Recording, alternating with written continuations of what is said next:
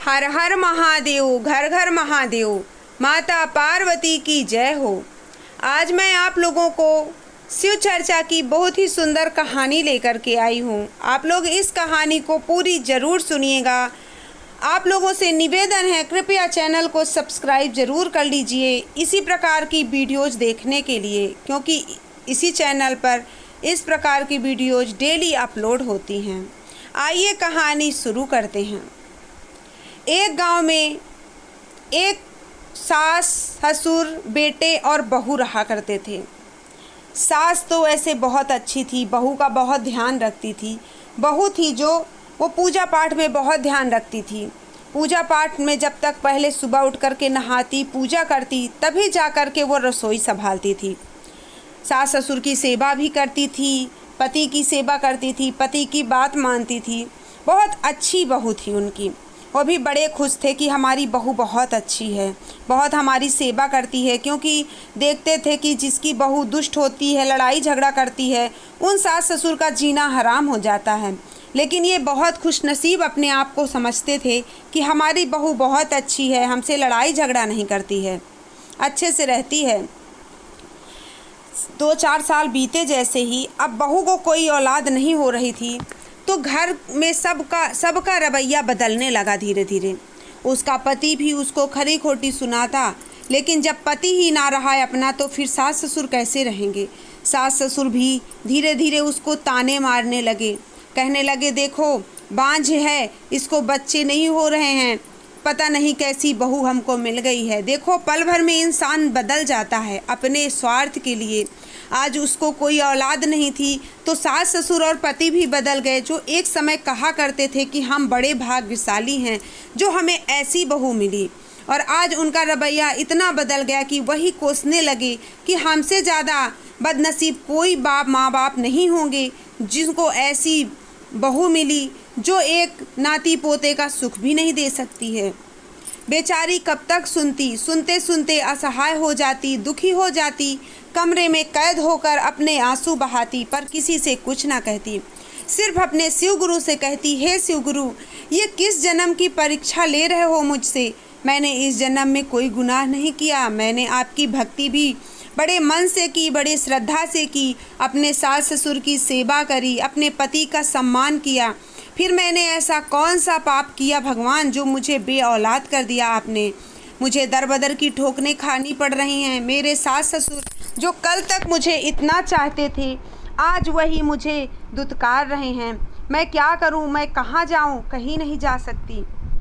शिव गुरु से अपना दुखड़ा कर बता कर वो अकेले में रो लेती, लेकिन ना तो कभी पति से कुछ कहती और ना ही कुछ सास ससुर से कहती, क्योंकि उसको पता था कि कुछ कहना मतलब दीवार में सर पटकने के बराबर होगा, क्योंकि ये लोग सुनना नहीं चाहते थे। अब उसके सास ससुर ने फैसला कर लिया कि अपने बेटे की दूसरी शादी करवाएंगे, क्योंकि हम ऐसे तो रह नहीं सकते, हमारे एक ही औलाद है, अगर इसको भी कोई औलाद नहीं हुई तो हमारा आगे का कौन संभालेगा हमारा घर। वो भी सोचती रही, रोती रही। उसका पति भी कहने लगा, हाँ अब मैं दूसरी शादी कर लूँगा, इसको कोई औलाद नहीं हो रही, इसमें ही कोई कमी है। वो कभी कुछ ना कही। वो भी कह सकती थी कि कैसे मेरे में कमी है, हो सकता है कि भगवान मेरी किस्मत में नहीं औलाद दे रहा है, इसमें मेरी क्या गलती है, लेकिन वो चुपचाप सहन कर ली। एक दिन वो शिव गुरु से कह के रोए जा रही थी कि हे शिव गुरु, मेरी ऐसी क्या गलती है जो मुझे इतनी बड़ी सज़ा मिल रही है। आज मेरे पति दूसरी शादी करना चाहते हैं, पता नहीं उसके मन में क्या हुआ, वो भी हाँ कर दी। उसने अपने पति और सास ससुर से कहा, देखिए अगर आपको दूसरा विवाह करना है तो ठीक है, मैं मंजूरी देती हूँ। अगर आपको दूसरा विवाह करना है तो आप कर लीजिए, आपको बस मैं खुश देखना चाहती हूँ। दूसरे विवाह की तैयारी होने लगी।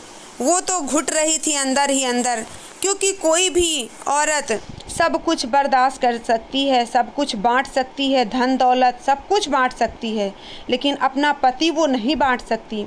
उसके पति की दूसरी शादी हो रही थी और वो कितना घुट रही थी वो एक पत्नी ही समझ सकती है, क्योंकि अपने पति को किसी की तरफ देखना भी जो बिल्कुल हमको अच्छा नहीं लगता, वो शादी करके कितनी खुश होगी ये सोचिए। लेकिन वो कभी किसी से कुछ ना कहती, बस शिव गुरु के सामने जा कर के अपने आंसू बहाती, क्योंकि शिव गुरु ही समझने वाले थे, दूसरा कोई नहीं समझने वाला था। उसके पति की दूसरी शादी हो गई। अब उसका उस घर में जैसे नौकरानी होती है ना, उस तरह का बर्ताव होने लगा उसके साथ।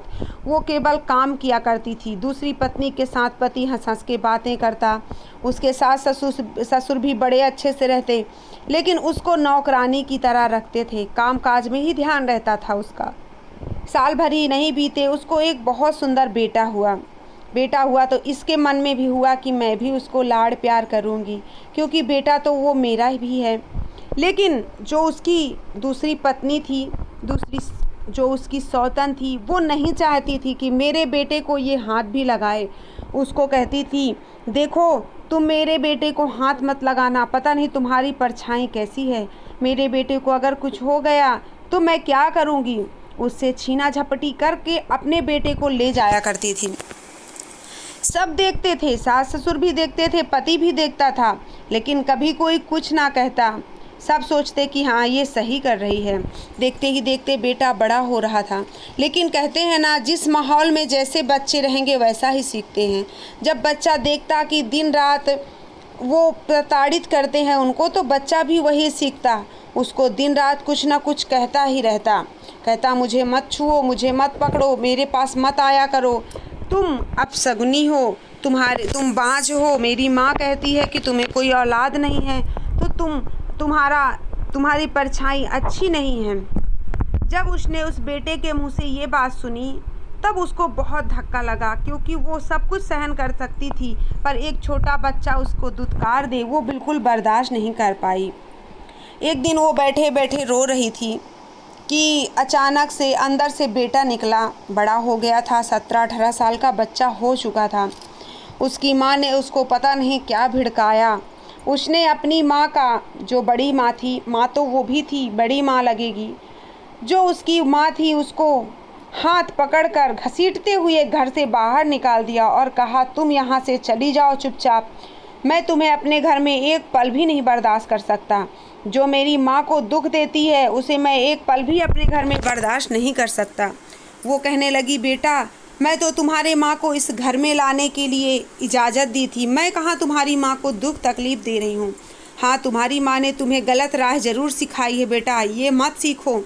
आज नहीं तो कल तुम्हें समझ आ ही जाएगा कि कौन सही था कौन गलत था। लेकिन वो बेटा एक भी ना माना। अपना सौतेलापन उसने आखिर दिखा ही दिया और उसको धक्के मार करके घर से बाहर निकाल दिया। घर से बाहर निकल के वो सीधे जा कर के जंगल में एक मंदिर में रहने लगती है। उसका दर्द सब शिव गुरु देख रहे थे, पर शिव गुरु क्यों कुछ नहीं कर रहे थे, ये तो सिर्फ शिव गुरु ही जाने। फिर वो चली गई जंगल में। अब जब धीरे धीरे घर में बातें होने लगी, घर में अशांति फैलने लगी, तो बेटा भी जब देखने लगा रवैया घर का, तो उसको बड़ा पश्चाताप हुआ। वो सोचने लगा, पछतावा करने लगा कि मैंने अपनी ही माँ को घर से निकाल कर बहुत बड़ी गलती कर दी। अब तो मेरी जो माँ है वो मेरी दादी से भी गलत व्यवहार कर रही है। मेरी दादी को भी घर से निकाल दिया उसने, दादाजी को भी घर से निकाल दिया, बस वो मेरे और पापा के साथ रहना चाहती है। ये देखकर बेटा भड़क गया और उससे लड़ाई झगड़ा कर करके अपनी बड़ी माँ को खोजने निकल पड़ा। देखिए, यहाँ से शिव गुरु का चमत्कार ही है जो अब दिखा रहे हैं शिव गुरु। घर से लड़का निकल गया और निकल के ढूंढते ढूंढते अपनी माँ के पास पहुँचा, जो उस आदमी की पहली पत्नी थी, जिसको उसने हाथ पकड़कर घर से बाहर निकाला था। उसके पास पहुँचा और उसके पैरों में गिड़गिड़ा कर माफ़ी मांगने लगा। माँ, मुझे माफ़ कर दीजिए, मेरे से बहुत घोर पाप हुआ है, मुझे ऐसा बिल्कुल नहीं करना चाहिए था, मुझे आपको घर से नहीं निकालना चाहिए था, पता नहीं मुझे क्या हो गया था माँ, मैं सब कुछ छोड़ छाड़ के आपके पास आ गया हूँ। जब तक आप घर में थी, घर में बहुत खुशहाली थी, सब अच्छे से रहते थे, दादी बाबा का भी बराबर आप ख्याल रखती थी, लेकिन मेरी माँ ने तो उन्हें भी घर से भगा दिया। जब इतनी बात उसने सुनी तो वो रोने लगी, अपने बेटे को गोदी से अपने सीने से लगा लिया, गोदी में बैठा करके, और सारा हालचाल पूछने लगी। जब उसे पता चला कि उसके सास ससुर को भी घर से निकाल दिया गया है, तो वो उस बेटे को पकड़ करके हाथ और कहने लगी, चलो बेटा, हम माँ पिताजी को खोजते हैं। खोजते खोजते सास ससुर मिल गए। अब सास ससुर को ले जा कर के जहाँ वो रहती थी, कुटिया बना करके मंदिर में सेवा करती थी, वहीं ले जा कर के रहने लगी। उसका बेटा, सास ससुर और वो बहुत ही खुशहाल ज़िंदगी जीने लगे। धीरे धीरे करके शिव गुरु की ऐसी कृपा हुई कि बेटा कमाने लगा और अपनी कमाई सारी अपनी माँ को देता था। सौतेला ज़रूर था, पर वो समय रहते सब कुछ पहचान गया था। ये सिर्फ शिव गुरु की ही कृपा थी। लेकिन जिस दिन से वो बेटा घर छोड़ा था, उसकी जो माँ थी, जिसने उसको जन्म दिया था, वो जैसे पागल सी हो गई थी, क्योंकि अपने बेटे को खोने का दर्द एक माँ से बड़ा कौन समझ सकता है। उसका पति भी उसको धुतकारने लगा था कि तेरी वजह से मेरे माँ पिताजी घर छोड़ कर गए हैं और तेरी ही वजह से मेरा बच्चा घर छोड़ कर के गया है। अब तुझे भी मुझे घर से निकाल देना चाहिए। बाल पकड़ के घसीटते हुए उसको घर से बाहर निकाल ही रहा था कि इतने में उसके पहली बारी पत्नी आ गई अपने सास ससुर और बेटे के साथ। कहने लगी, ये सब क्या हो रहा है। वो कहने लगा, माफ़ी मांगने लगा और कहने लगा, देखो हमसे बहुत बड़ी गलती हो गई जो हमने तुम्हें घर से निकाल दिया, जो मैंने बच्चे के लालच में आकर दूसरा विवाह कर लिया, ये मेरी बहुत बड़ी गलती थी। अब मैं वो गलती नहीं दोहराऊंगा और जीवन में सबको यही सीख दूंगा कि बेटे की लालच में अपनी पत्नी से दुर्व्यवहार ना करें बिल्कुल भी, क्योंकि पत्नी का सम्मान हमेशा करना चाहिए। फिर वो रोकने लगी, कहने लगी, देखिए आपने ब्याह तो किया है, अब आपको निभाना पड़ेगा। हम दोनों मिल कर के रहेंगे और बेटा भी घर में रहेगा, माँ पिताजी भी घर में ही रहेंगे। अब हम खुशहाल ज़िंदगी जिएंगे, कोई कहीं नहीं जाएगा। उसकी बात मान लेता है और अपनी छोटी बीबी को भी अपने घर में रख लेता है। दोनों अच्छे से रहने लगते हैं। उनका बेटा जो था वो अपनी सगी माँ से ज़्यादा अपनी सौतेली माँ की परवाह करता था। ये सब शिव गुरु की ही कृपा थी। शिव गुरु, देखिए उसकी किस्मत में बेटा तो नहीं था, पुत्र का सुख तो नहीं था, पुत्र उसको जन्म देना नहीं लिखा था, लेकिन उसने शिव को अपना गुरु बनाया तो शिव जी ने अपना पूरा कर्तव्य निभाया। उसको बेटे के रूप में ऐसा बेटा दिया जो एक जन्म दिया वो बेटा नहीं कर सकता। उसने अपना पूरा फर्ज निभाया अपने बेटे होने का और अपनी माँ, दोनों माँ का बराबर ख्याल रखता था। कभी सगा और सौतेले में कोई फ़र्क नहीं किया। ये सब शिव गुरु की ही कृपा रहती है। हमारी किस्मत में जो नहीं रहता वो तो हमें नहीं मिलेगा, लेकिन शिव गुरु की पूजा करने से शांति ज़रूर मिलेगी। घर में सुख शांति बहुत ज़्यादा ज़रूरी है। धन दौलत से ज़्यादा ज़रूरी है कि हम प्यार मोहब्बत से रहें।